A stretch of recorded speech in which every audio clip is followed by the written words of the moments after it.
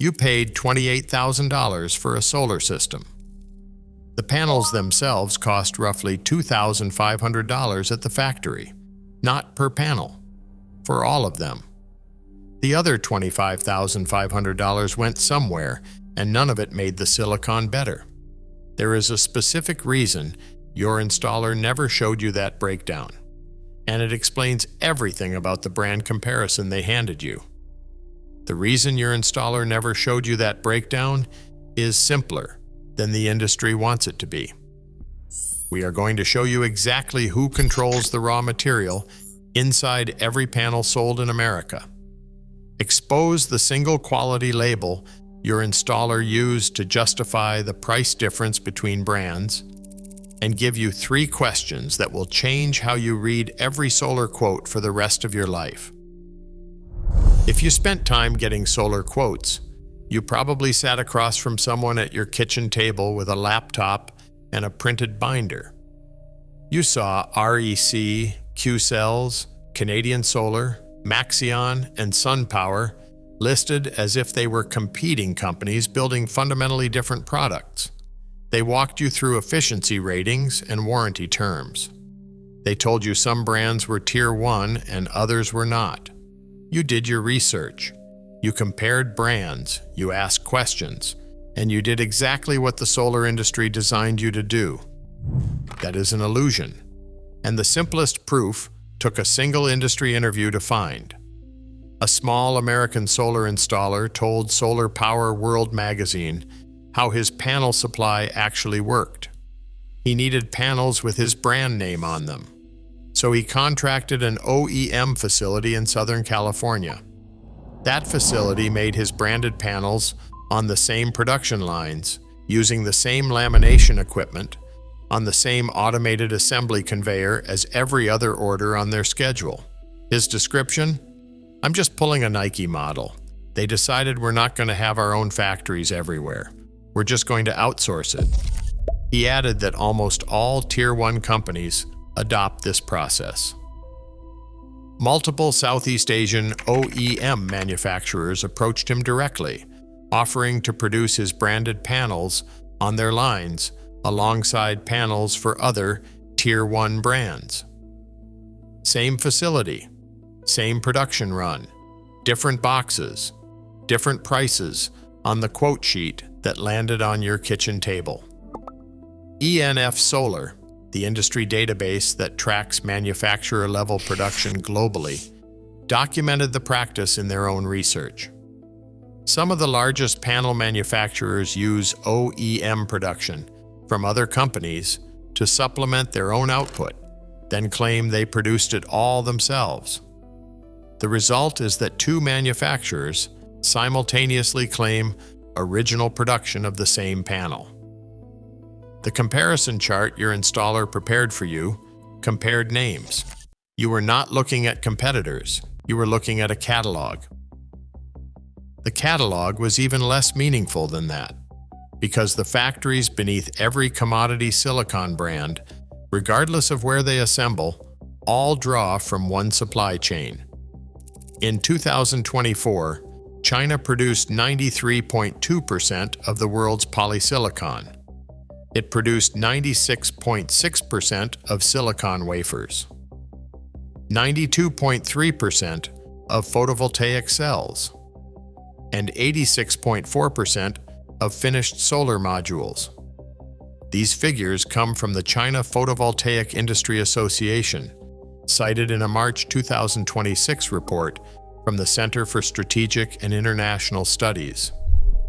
At every manufacturing stage, from raw polysilicon, refined at plants across Inner Mongolia, to finished panels loaded onto container ships at the port of Tianjin, China's share is above 80%. In some stages, it reaches 96%. The International Energy Agency put a sharper point on it in their special report on solar PV global supply chains. 1 out of every 7 panels produced worldwide is manufactured by a single facility. At the top of that supply chain sit 4 companies: Jinko Solar, Longi Green Energy, JA Solar, Trina Solar. Since 2019, those four manufacturers have held the top four positions in global shipments without interruption. In the first 3 quarters of 2025, they shipped nearly 210 gigawatts combined.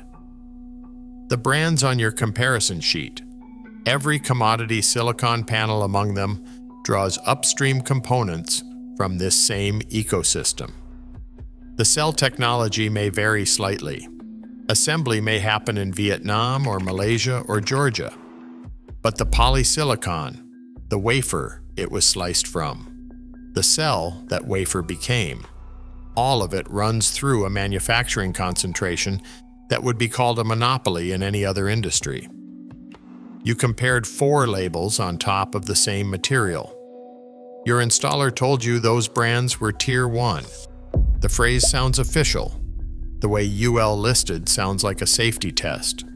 The way Energy Star sounds like an efficiency threshold. It implies that an independent body evaluated these products and ranked them. Bloomberg NEF, the financial research firm, publishes the Tier 1 list quarterly. This classification is purely a measure of industry acceptance, and there are many documented examples of quality issues or bankruptcy of Tier 1 manufacturers. Tier 1 is not a measure of photovoltaic module quality or reliability. The actual criteria: a manufacturer must have supplied panels to at least 6 large solar projects, financed by 6 separate commercial banks. That is the complete requirement. 6 bank-financed utility projects, no laboratory, no performance test, no field degradation data, no inspection of a single panel in any residential climate or roof configuration. A bank decided to loan money for a utility-scale project that used these panels. That is what Tier 1 means. Bisol, a European solar manufacturer, became frustrated enough at how the label was being misused that they published an official position statement citing Bloomberg NEF's own language directly.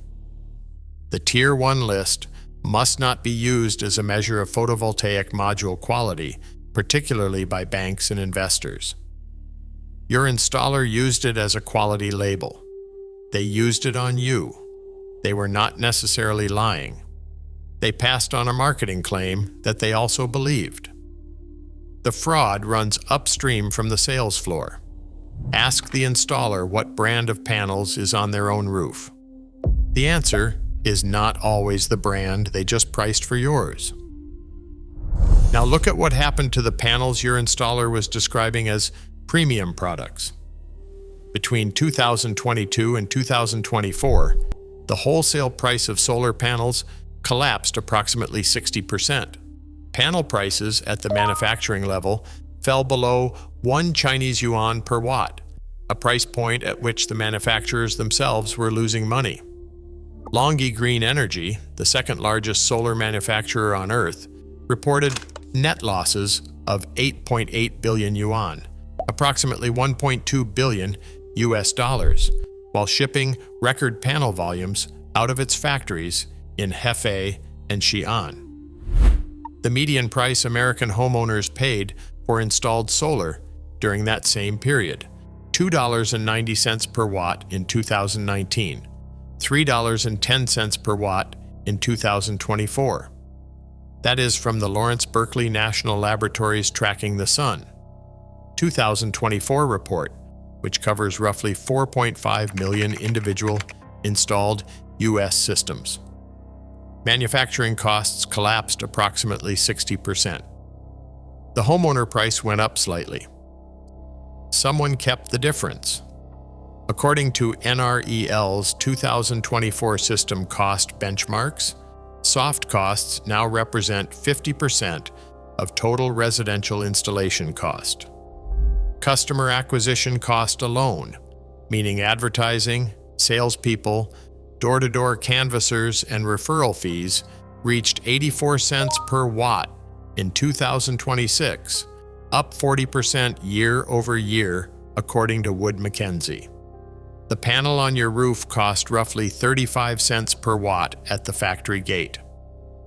The process that brought a salesperson to your door to explain the Tier 1 comparison cost 84 cents per watt.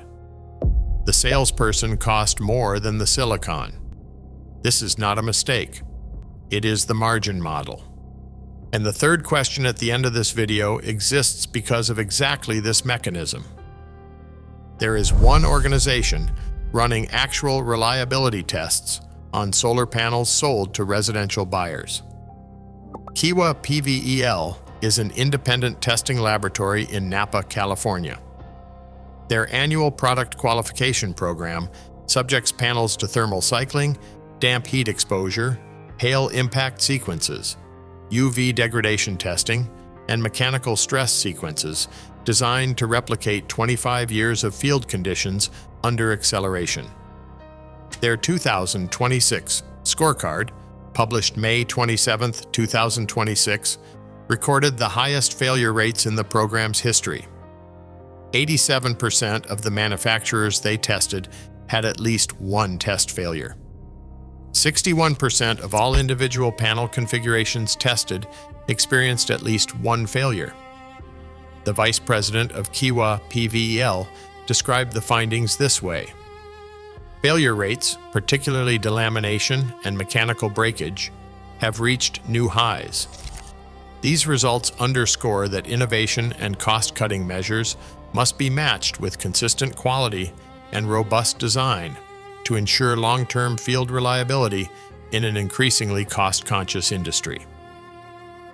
The specific failure categories: 1/3 of all manufacturers had junction box problems.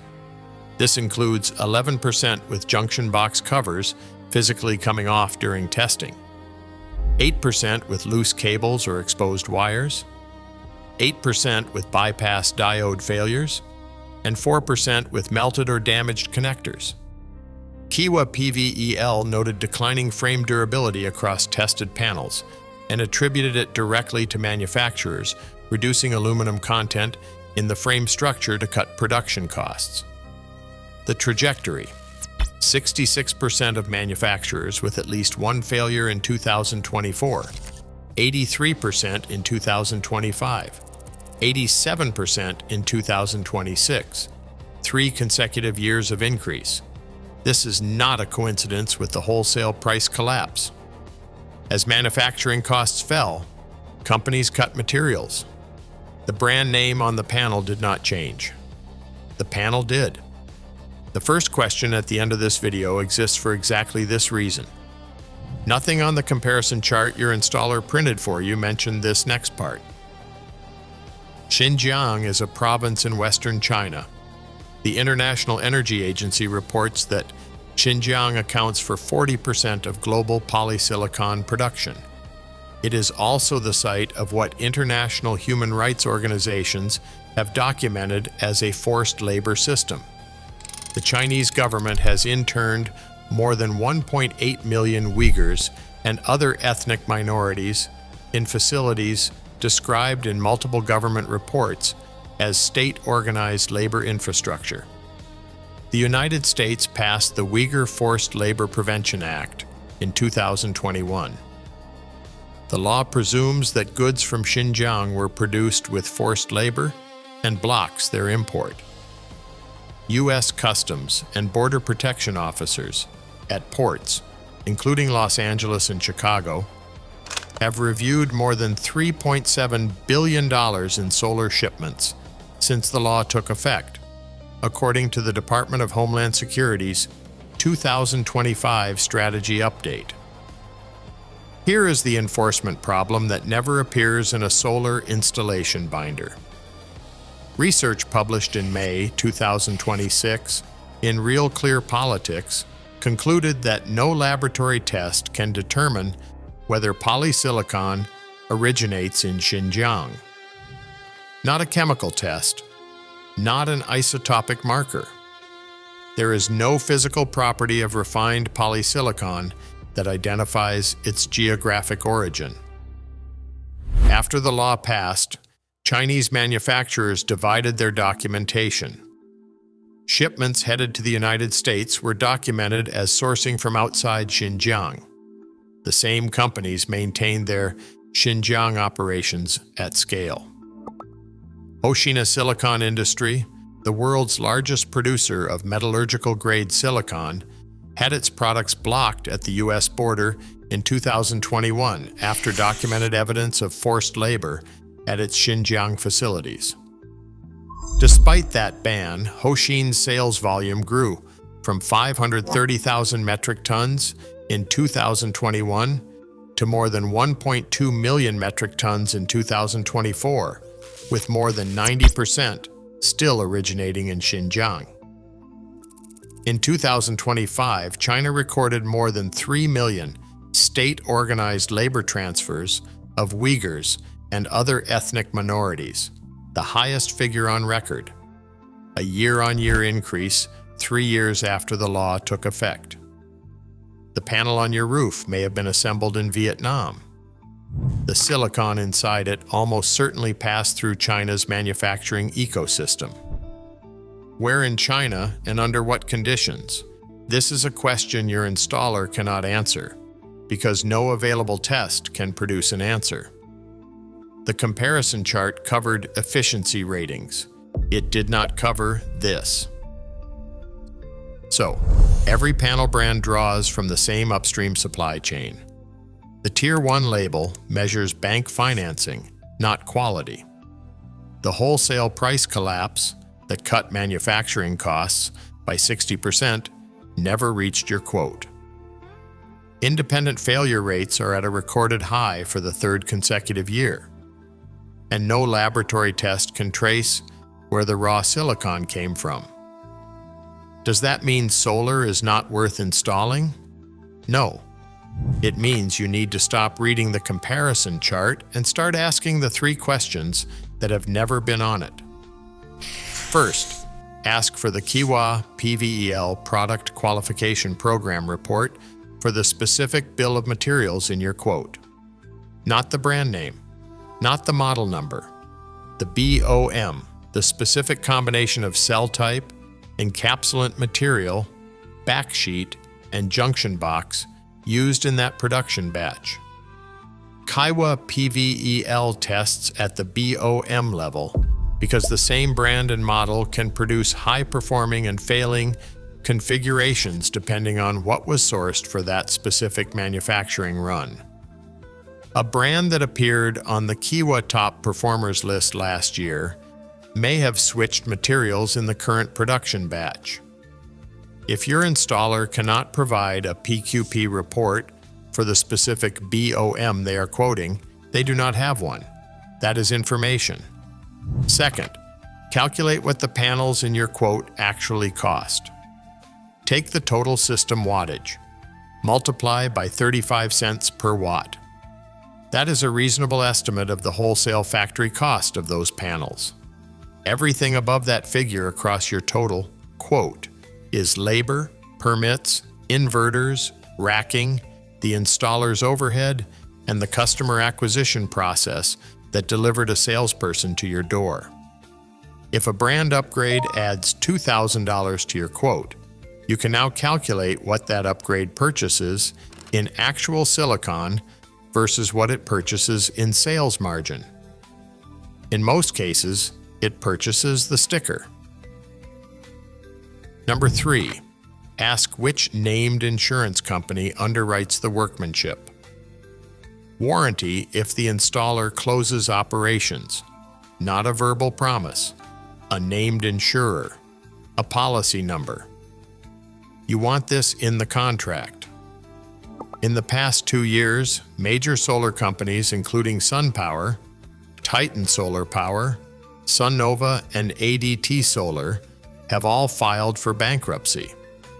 Frank Denis, a 76-year-old retiree in California, paid $36,470 for a SunPower installation with a 25-year complete confidence warranty printed on the contract.